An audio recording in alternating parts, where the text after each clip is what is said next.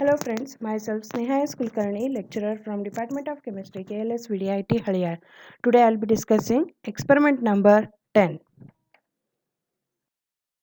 Determination of chemical oxygen demand of wastewater sample. This video session covers aim, chemicals required, theory behind the experiment, procedure, observation and calculation. Aim of the experiment to determine COD of given wastewater sample. Chemicals required mercuric sulfate, Ag2SO4, H2SO4 reagent, potassium dichromate which act as oxidizing agent, ferrous ammonium sulfate that is FAS which act as strong reducing agent, ferrine as the indicator. Let us study the theory behind the experiment. Chemical oxygen demand is a measure of chemically oxidizable pollutants present in the water sample. This includes both biodegradable as well as non-biodegradable matter present in the wastewater sample. While the BOD, biological oxygen demand, refers to only the pollutants present in biodegradable matter. COD is a measure of pollution strength of wastewater sample. It is defined as number of milligrams of oxygen required to oxidize pollutants in 1 liter of wastewater by strong chemical oxidants such as acidified potassium dichromate in presence of Ag plus catalyst. Here, acidified potassium dichromate act as strong oxidizing agent and Ag plus act as catalyst. Some organics do not undergo easy oxidation, therefore, Ag plus ion is used as a catalyst. However, chloride ions in natural or wastewaters will be precipitate Ag plus ion as AgCl, making it unavailable for catalytic activity. To avoid that, mercuric sulfate is used. Mercuric sulfate reacts with chloride ions present in the water sample and forms a complex and which avoids the formation of AgCl precipitate and Ag is available for the reactivity. A known volume of sample water is treated with mercuric sulfate which binds the chloride ions in water. Then Ag2SO4 H2SO4 reagent is added followed by the addition of excess of potassium dichromate. The mixture is refluxed for 3 hours and excess of potassium dichromate is back titrated using standard FAS. A blank titration is taken out to know the amount of potassium dichromate taken for the main titration. A typical oxidation reaction with glucose as a pollutant is represented as follows. Addition of mercuric sulfate which combine with chloride ion to form a complex and which will not react with Ag plus and Ag plus is available for the catalytic activity. On adding Ag2SO4 and H2SO4, Ag plus ions are released and acidic medium is provided for dichromate. Otherwise, the dichromate will not act as oxidizing agent. Oxidation of pollutants. Pollutants are oxidized by potassium dichromate. The potassium dichromate initially reacts with H2SO4 and releases nascent oxygen, and that nascent oxygen is responsible for the oxidation of pollutants present in the wastewater sample and convert it into simpler one as carbon dioxide and titration of unreacted potassium dichromate. Potassium dichromate reacts with FAS where the oxidation and reduction takes place. Potassium dichromate acts as oxidizing agent. It oxidizes Fe2 plus ions present in the FAS to Fe3 plus. And FAS is a strong reducing agent which converts Cr6 plus in potassium dichromate to Cr3 plus. So oxidation and reduction takes place simultaneously and this type of titration is called as redox type of titration. And we are using ferrine as the indicator for this experiment. Ferrine is nothing but it is 1 mole of ferrous ions with 3 moles of 110 phenanthroline and its original color is reddish brown. At the end point or during titration, ferrine in presence of potassium dichromate gives pale blue color and ferrine in absence of potassium dichromate gives deep red color. That's why the color changes from bluish green or deep pale blue to uh, deep red or reddish brown. Knowing the normality and volume of the FAS consumed in the main titration and in blank titration, COD is determined. Let us move to the experimental part. Hello friends, myself Sneha S. Kulkarni, lecturer from Department of Chemistry, KLS VDIT, Haliyar.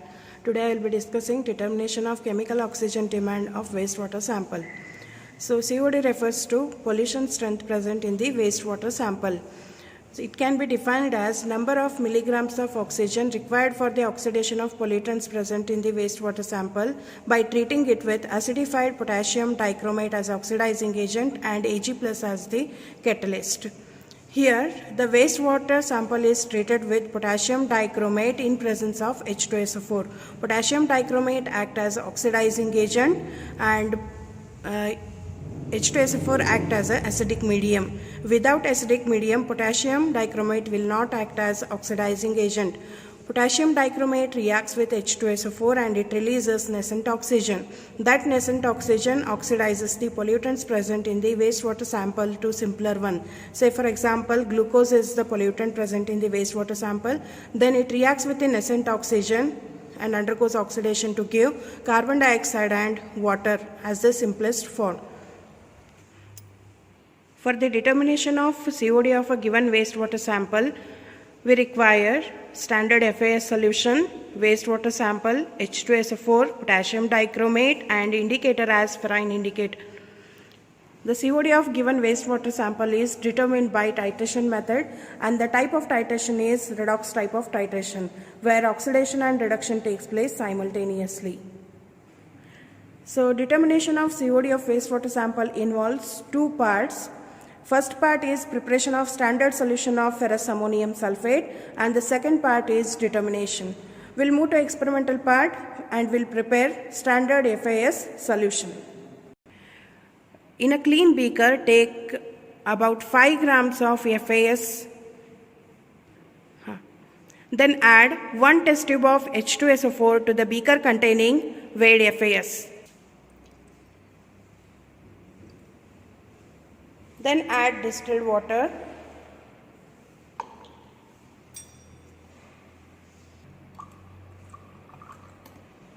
Stir it properly until it dissolves completely.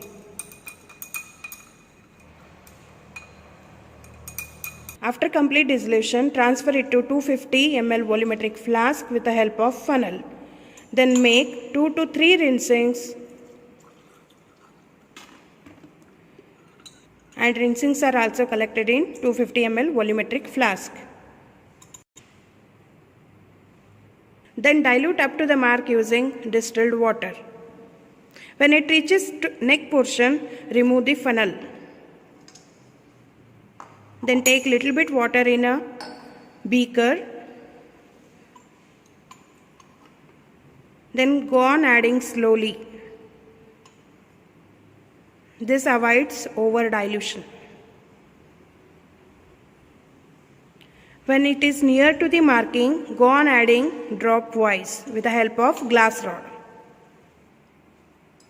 Add drop wise to avoid the over dilution.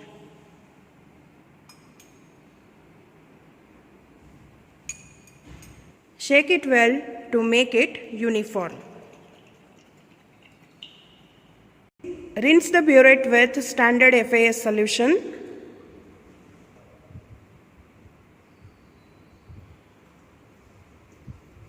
And discard it. Fill the burette with standard FAS solution.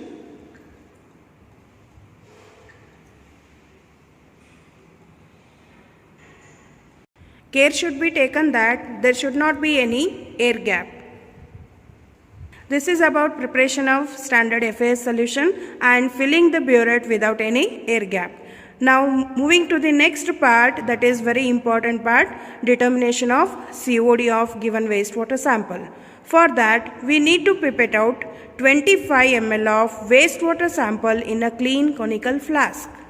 Pipette out 25 ml of wastewater sample in a clean conical flask. Then add 1 test tube of H2SO4 to the big conical flask containing 25 ml wastewater sample. This H2SO4 provides acidic medium for potassium dichromate. In the next step we are adding potassium dichromate and it provides acidic medium for potassium dichromate.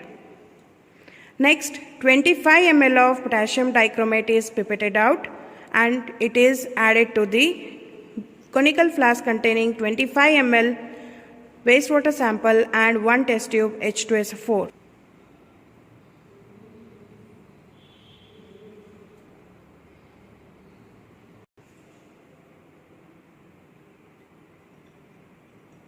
Please note that the potassium dichromate is a strong oxidizing agent and FAS is a strong reducing agent.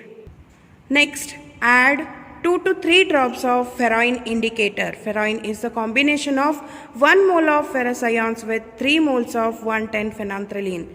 So, ferroin indicator is added to the conical flask.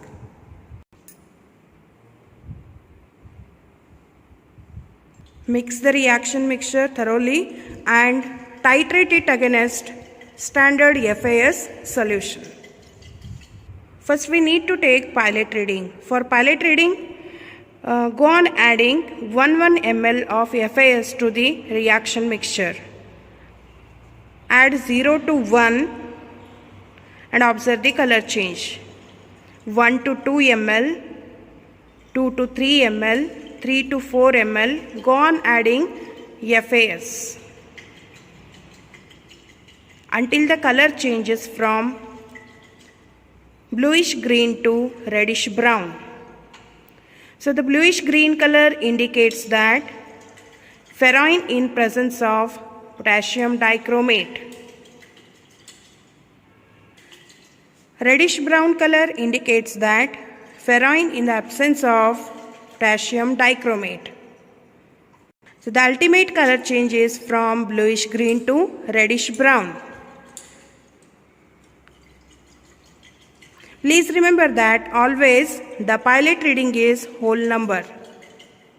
The pilot reading observed is 15 ml, means the concurrent reading lies between 14 and 15.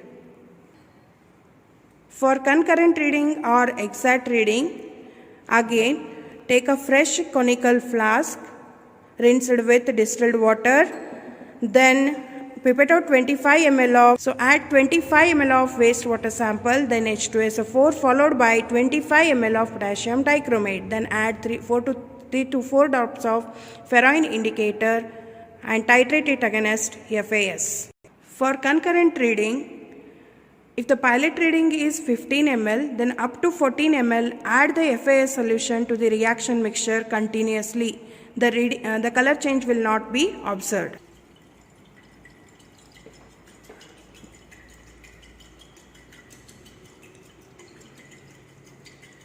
When it reaches 14 ml, then go on adding drop wise to get the exact reading.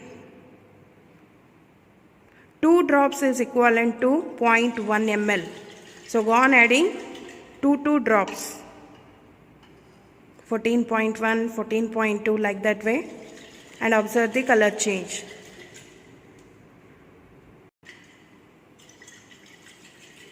The first exact reading is obtained at 14.8 ml.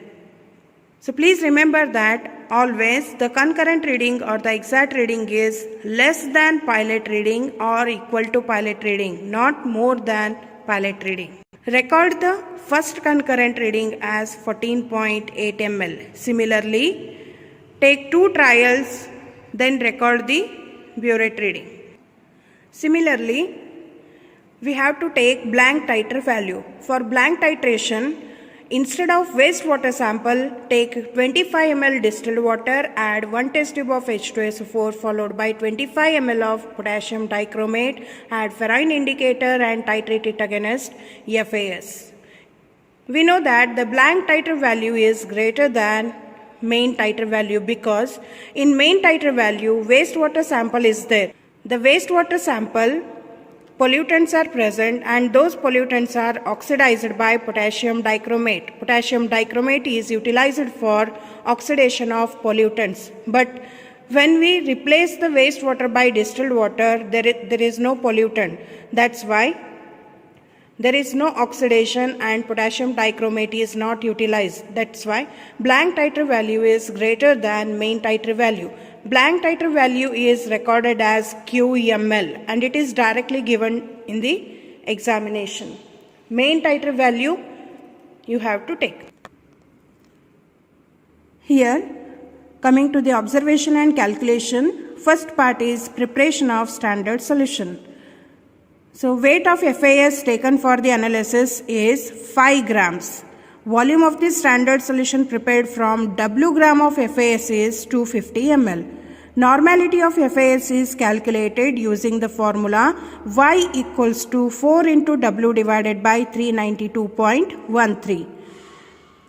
W is the weight of FAS and 392.13 is the molecular weight of FAS. Substitute the value of W here and we'll end up with 0.0510. So this is the normality of FAS solution. Then record the trial 1, trial 2 and trial 3. Please remember that trial 1 is always pilot reading. Then calculate the average burette reading. For average burette reading calculation, trial 2 plus trial 3 divided by 2 is done. I have already explained that the blank titer value is given directly as it is noticed 22.6 ml. Now, Q minus P ml, blank titer value minus main titer value gives 7.8 ml. So it is known that 1000 ml of 1 normal FAS is equals to 8 grams of oxygen.